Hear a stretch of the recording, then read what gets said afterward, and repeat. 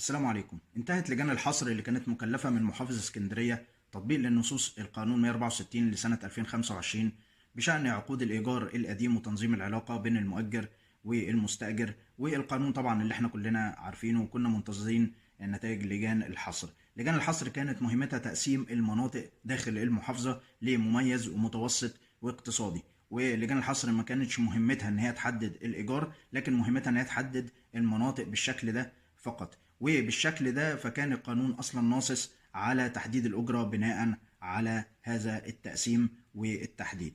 لذلك صدرت خلاص القرارات وحددت المناطق ايه المميز وايه المتوسط وايه الاقتصادي، وهيتم حساب الاجره الشهريه بناء على المناطق اللي بالشكل ده. فانت هتشوف منطقتك ايه، هتعرف منها الاجره اللي انت هتدفعها. فانت مثلا لو انت مكانك في المنطقه المميزه، فهتكون حساب الاجره بالنسبه لك الأجرة الحالية اللي أنت آخر أجرة أنت بتدفعها هتضربها في 20 بحد أدنى 1000 جنيه.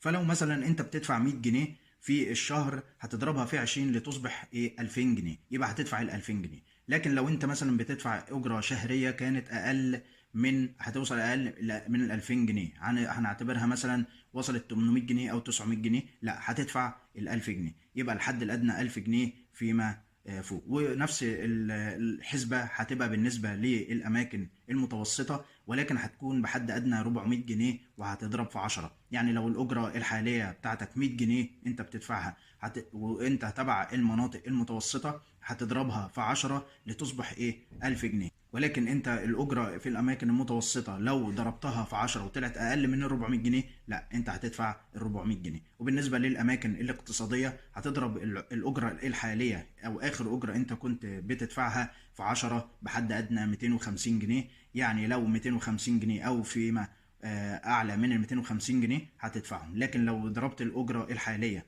في 10 وطلعت اقل من ال 250 جنيه، لا هتبقى ملزم بدفع ال 250 جنيه. ولكن في نقطة هنا لازم ناخد بالنا منها. الحسبة دي المفروض هتدفع انت الإيجار من ابتداء من شهر 9. طبعا المستأجرين كانوا من شهر 9 لحد النهاردة كانوا بيدفعوا 250 جنيه بشكل مؤقت، والقانون كان قايل كده ان انت هتدفع 250 جنيه لحد ما اللجان تنتهي من عملها.